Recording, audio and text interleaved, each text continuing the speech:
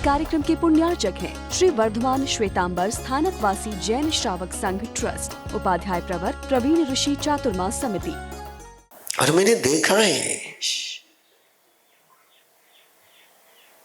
दादी को इंग्लिश पढ़ते नहीं आती है, तो बोतल पर लिखा रहता है ये कब लगाना, वो कब लगाना, वो कब लगाना है। समझ में नहीं पा रहा हो कि दादी यदि अपनी बॉडी को सजाएगी तो उसकी पूती क्या करेगी, किसको पेश कर रहे तुम। और ऐसे सारे माहौल में ये अध्याय तुम्हें बताता है डिप्रेशन आएगा ही आएगा। परमात्मा कह रहे हैं उन्माद में जाएगा। शंका कंका विजिगिच्छा भेयम व लभेज्जा भेयम व पौनेज्जा, भेद होगा ही, सिक्सोफ्रेनिया होगा ही होगा। परमात्मा कह रहे सिक्सोफ्रेनिया होगा, पागल होगा ही होगा। क्योंकि माहौल, क्योंकि जीवन तो ब्रह्मचर्य का चल रहा है और माहौल सारा भोग का होगा। इसलिए परमात्मा ने 10 जो बातें कही है उन पर बहुत गहराई से सोचना। और अपने बेंगलुरु में चतुर्मास चल रहा था और बेंगलुरु के चतुर्मास में जब बेटियों का शिविर चल रहा था, द ग्रेट शिविर चल रहा था, मोर देन 500 बेटियां हर संडे को क्लास में थी। बहुत अच्छा चल रहा था। एक दिन एक माँ आई और उसने कहा कि महाराज साहब बेटियों को 2 बातों की जानकारी दीजिए। मैंने कहा क्या है? बोले आजकल नाइट का कार्यक्रम चलता है, नाइट का। मैंने कहा नाइट का कार्यक्रम का मीनिंग क्या है? बोले सहेलियां एक दूसरे के घर में बेडरूम में एक साथ रहती है। मैंने कहा है ऑब्जेक्शन, लड़की लड़के के साथ रह रही, क्या ऑब्जेक्शन? अब माँ ने जो मुझे बताया वो तुम्हें पता है इसलिए मैं बोल नहीं रहा हूं। बोले मर साहब इसको मना करिए। मैं सारा बोले LGBT का मामला है। शौक, मुझे पता ही नहीं था तब तक क्या मामला है। दूसरा बोले मर साहब ये हुक्का जाते, हुक्का के लिए। मैंने कहा बेटियां हुक्के के लिए, हुक्का तो बोले राजस्थान में। बोले नहीं मर साहब हुक्का पार्लर है यहाँ पर। सारी जानकारी उसने दी, मुझे उसकी जानकारी पर विश्वास नहीं हुआ। तो सेकंड डे जब बेटियां दर्शन के लिए आई तो मैंने पूछना शुरू किया। बोले हुक्का? बोले यस।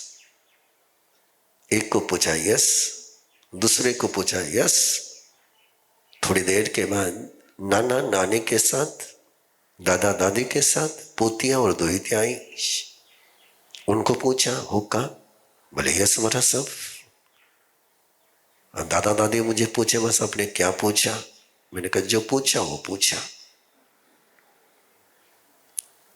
क्या संयोग था पता नहीं कि उसी दिन चेन्नई की कुछ बेटियां दोपहर में दर्शन के लिए आई। मैंने कहा कब आई हो? बोले 2 दिन हो गए। मैंने कहा दर्शन को आज? बोले मम्मी पापा ने फोन करके कहा कि मर साहब वहां दर्शन करने के लिए जाना है। मैंने कहा 2 दिन? बोले एंजॉयमेंट। बोले हुक्का? बोले यस। उसके बाद तो मैंने पूछना ही बंद कर दिया है। ये सारे अनकंट्रोल असंयम के माहौल के बीच यदि बीज ये बोए जाएंगे तो इसलिए परमात्मा का ये अध्याय न केवल तुम्हारे लिए, हमारे लिए भी, न केवल हमारे लिए, तुम्हारे और तुम्हारे नेक्स्ट जनरेशन के लिए भी निरंतर पढ़ने जैसा है, निरंतर समझने जैसा है कि इस प्रकार का माहौल। शुरुआत की 2 बातें तो आज कोई स्वीकार भी नहीं कर पाएगा कि बॉय और गर्ल ने एक साथ एक जगह नहीं रहना है या साथ में नहीं बैठना है। लेकिन आप भी जानते हो, आपको भी पता है, आप उसको स्वीकार नहीं करते हो। जिस समय इसको कहा जाता है, हमारे आगम में तो बहुत सुंदर शब्दों में कहा गया, यदि मोम या लाख का गोला हो और उसको आग में नहीं डाला, आग के पास रखा है। आग में नहीं डाला है, केवल आग के पास रखा है। तो उसकी गर्मी से, उसकी हीट से वो पिघल ही जाएगा। परमात्मा कहते हैं स्त्री और पुरुष का शरीर एक दूसरे के लिए आग और लाख के गोले के समान है। ये जब अपोजिट जेंडर पास में बैठते हैं, चाहे नहीं चाहे, इच्छा हो नहीं हो, तो भी बॉडी के वाइब्रेशन उनको उस प्रकार के विकारों में ले ही जाते हैं। और फिर धीरे धीरे मन में शंका, कंका, विचिकित्सा शुरू हो जाती है। क्या होता करके देख ले एक बार। और वहीं से सारे मामले शुरू होते। मैं इसलिए इस अध्याय को वापस इसलिए ले रहा हूं कि मेरे पास से 11-12 साल के लड़के और लड़कियों से तक की बातें मेरे पास है। किस डेंजर जोन में हम जा रहे हैं, हमको सोचना चाहिए। अगला उन्होंने परमात्मा ने कहा था कि अपोजिट जेंडर के बॉडी को लाइक नहीं करना, उसको देखना है, उसके बॉडी को। और ये चर्चा मेरे से ज्यादा आपको पता है किस प्रकार के पिक्चर, किस प्रकार की बॉडी का एक दूसरे की तरफ देखना होता है। और जिस समय बॉडी को, एक दूसरे के बॉडी को देखेंगे तो सोल कहां दिखेगा? बॉडी दिखेगी। और बॉडी का तो कैरेक्टर ही वही है कि बॉडी में संस्कार ही उसी के। बॉडी में ब्रह्मचर्य के संस्कार नहीं है, ध्यान में रखना है। शरीर में ब्रह्मचर्य के संस्कार नहीं है। शरीर में केवल 4 ही संज्ञाओं के संस्कार है। आहार संज्ञा, भय संज्ञा, मैहूम संज्ञा और परिग्रह संज्ञा। इस बॉडी में इन चारों के ही संस्कार है। इनके पास जो प्रिंट है, इनके पास जो ब्लूप्रिंट है बॉडी के पास, इन चारों का ही है। ब्रह्मचर्य का सोच किसके पास हो सकता है? तो इमोशन के पास, सोल के पास, आत्मा के पास। ये सत्य है, इसको ध्यान में रखना है कि आहार संज्ञा, भय संज्ञा, मैथुन संज्ञा और परिग्रह संज्ञा इस शरीर के साथ जुड़ी हुई हो, चाहे एक इंद्रिय से लेकर तो पंचेंद्रिय तक। ब्रह्मचर्य इस शरीर का विषय तब शुरू होता है जब आत्मा में स्वयं की साधना को जागृत करने का मन होता है, और जब वो शरीर के आधार पर जिएगा। और आप, मुझे लगता है कि मैंने ज्यादा नहीं बोलना चाहिए, आपको ज्यादा पता है। ये ब्यूटी कंटेंट्स किसको शो करना है, किसको पेश करना है और किसको देखते हैं। और इस प्रकार के सारे माहौल के बीच यदि रहेंगे तो क्या ब्रह्मचर्य के प्रति भावना जागृत होगी? और परिणाम क्या? फिर वही परिणाम है, एड्स के परिणाम है, डिप्रेशन के परिणाम है, डिमेंशिया के परिणाम है। कितना गजब का हो गया कि 15-20 साल के बच्चे आकर के कहते हैं कि मैं सब पढ़ता हूं तब तक याद रहता है, लेकिन दूसरे दिन सारा भूल जाता हूं। 15 साल की उम्र में बच्चे भूलने लग गए। Memory loss. यदि 15 साल की उम्र में, 16 साल की उम्र में ही बच्चों की मेमोरी लॉस हो जाएगी तो आफ्टर 40, आफ्टर 50 क्या स्थिति बनेगी? और what is the reason? Reason is here. इसको समझे बहुत अच्छी तरह से। आपको ये पता ही है कि सोशल मीडिया पर मैक्सिमम वीडियो कौन से देखे जाते हैं, और उन वीडियो में बच्चों को किस प्रकार से, मैंने पहले भी कहा था, चिल्ड्रन पोर्नोग्राफी का सबसे ज्यादा मार्केट इंडिया में है और माँ बाप को पता ही नहीं। और जैसे जैसे मामला आगे बढ़ता जा रहा है और डेंजर हो रहा है। इसलिए घर का माहौल संभालना बहुत जरूरी है। कैसे होता है ना? परमात्मा ने कहा कि पुरानी बातें याद मत कर। यदि किसी ने ब्रह्मचर्य साधु के लिए कहा कि वो गृहस्थ अवस्था में शादी लेने के बाद उसने दीक्षा ली है, तो दीक्षा लेने के बाद उन भोगों को याद नहीं करे, उन स्मृतियों को जगाए नहीं। यदि उन स्मृतियों को जगाएगा, उस एहसास को जगाएगा, तो वही प्रोग्राम बनेगा जिसकी तुम याद करोगे, उसी को तुम रिकॉल करोगे। इसलिए परमात्मा ने कहा तो जिया है, लेकिन उसको रिकॉल मत कर। रिकॉल करने की आदत वेरी डेंजरस। और अगली बात, नो पनीयम आहारम आहारिता, स्पाइसी आहार। यदि आप शांति से सुन रहे हैं, समझ रहे होंगे बात को, तो आपको लग रहा होगा ये सारा माहौल जो बाहर का है, टेस्टी खाना, बस टेस्टी चाहिए। वो हेल्दी हो या नहीं हो, टेस्टी चाहिए।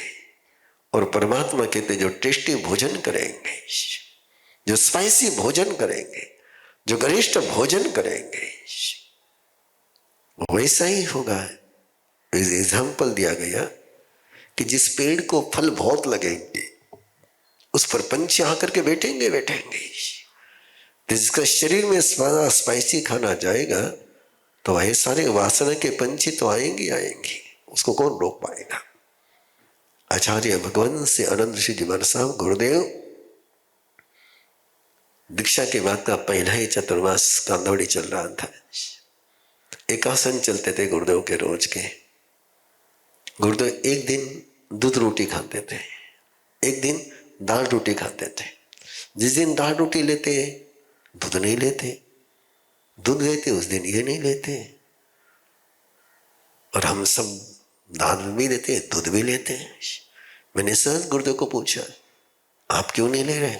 गुरुदेव की उम्र उस समय 75 साल की, हमारी उम्र उस समय 17-18 साल की।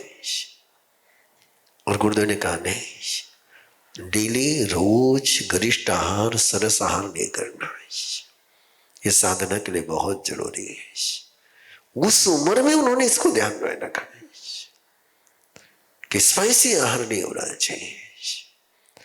ये गरिष्ठ आहार तुम्हारे अंदर में साधना को जगाने की संभावना कम है, विकारों को जगाएगा पक्का। स्वस्थी होना चाहिए, पौष्टिक होना चाहिए, शक्ति संपन्न होना चाहिए, लेकिन स्पाइसी नहीं होना चाहिए। शक्ति वर्धक होना चाहिए, लेकिन स्पाइसी नहीं होना चाहिए। परमात्मा ने और अगली बात कही, भले सिंपल आहार है, सात्विक आहार है, उसको भी अति मात्रा में नहीं खाना है। उनोदरी कंपल्सरी है, उनोदरी कंपल्सरी है। और बहुत जरूरी है, धर्म के दृष्टि से मत सोचो, पाप पुण्य के दृष्टि से मत सोचो, नहीं सोचना तो मत सोचो, लेकिन सूर्यास्त के पहले खाना बंद करना, ये स्वास्थ्य के लिए, तन के स्वास्थ्य के लिए, मन के स्वास्थ्य के लिए, भावना के स्वास्थ्य के लिए अनिवार्य है। मुझे नहीं पता कि साइंस उस बात तक कब पहुंचेगा, लेकिन आज नहीं कल पहुंचेगा ही पहुंचेगा। यहां तक तो पहुंच ही गया हो कि सन रहता है उस समय तुम्हारी बॉडी अलग तरीके से काम करती है, सूर्य नहीं रहता उस समय तुम्हारी बॉडी का कैरेक्टर चेंज हो जाता है। और केवल तुम्हारा ही नहीं, आप देख सकते हैं पेड़ को, पौधों को देख सकते हैं। सूर्य है तो उनका पूरा स्ट्रक्चर, लाइफस्टाइल डिफरेंट है। वो ऑक्सीजन देंगे, कार्बन डाइऑक्साइड लेंगे। और जैसे रात हो जाएगी, सूर्य चला जाएगा, उनका पूरा स्ट्रक्चर चेंज, ऑपोजिट हो जाता है कि ऑक्सीजन लेते हैं, कार्बन डाइऑक्साइड छोड़ते हैं। वही होता है तुम्हारे और मेरे बॉडी में भी। और इसको परमात्मा ने इंद्रभूति गौतम के एक सवाल का जवाब देते हुए बड़े गहराई से कहा है कि दिन को दिन क्यों कहते हैं और रात को रात क्यों कहते हैं? क्या अंतर है दिन और रात में? मैं परमात्मा महावीर की बात कर रहा हूं। जिस बात पर साइंस आज नहीं कल पहुंचेगा, 100% पहुंचेगा। अच्छा रहेगा कि साइंस उस बात को प्रूव करे, उसके पहले हम रिसर्च करके उसको प्रूव करें। परमात्मा ने कहा जिस समय दिन होता है उस समय पदार्थ के वर्ण, गंध, रस और स्पर्श ये पॉजिटिव होते हैं। उनकी ऊर्जा, उनकी एनर्जी, उनका फील्ड पॉजिटिव होता है। जैसे ही सूर्यास्त हो जाता है, पुद्गल के वर्ण, गंध, रस, स्पर्श ये निगेटिव हो जाते हैं। रात में क्यों नहीं खाना, रात में क्यों नहीं पीना, कि वही शक्कर है। लेकिन शक्कर वो दिन में पॉजिटिव एनर्जी देगी और रात में निगेटिव एनर्जी देगी। वही रोटी है, रोटी के ऊर्जा का फील्ड चेंज हो चुका है, एनर्जी फील्ड चेंज हो चुका है। ये परमात्मा ने भगवती सूत्र में कहा है।